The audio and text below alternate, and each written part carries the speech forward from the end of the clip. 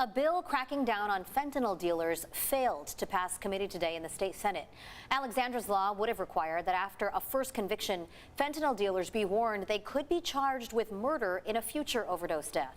CBS 8's David Goffredson reports dozens of parents who testified before the Public Safety Committee vow to keep fighting.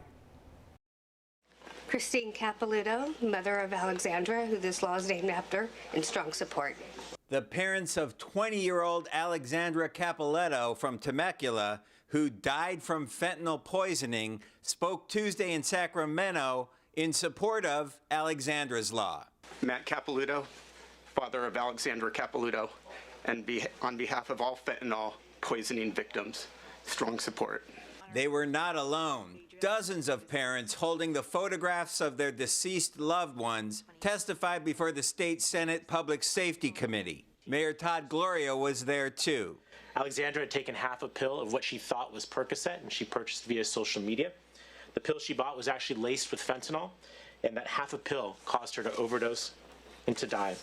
Alexandra's law would require that drug dealers be admonished in court after being convicted of selling fentanyl that they could be charged with homicide if they do it again and somebody dies. The admonishment makes these dealers aware that their behavior, if it continues, can lead to death. And if they ignore that, then the fact of the matter is that they'll have to face those consequences. Others opposed the bill, saying the court admonishment would make it easier to convict a person in the future of homicide. Simply making it easier to prosecute someone for murder will not address or solve this problem. They said the bill should only target dealers who knowingly sell fentanyl.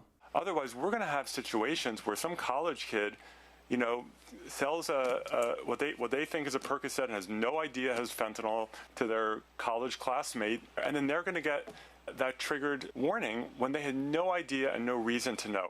In the end, the committee voted the bill down 4-1 along party lines, a result that enraged the parents of those lost to fentanyl, including Alexandra's father. They won't even pass a bill that contains a warning, a frickin' warning to convicted drug dealers that if they continue to knowingly sell fentanyl and it results in someone's death, they will be held accountable.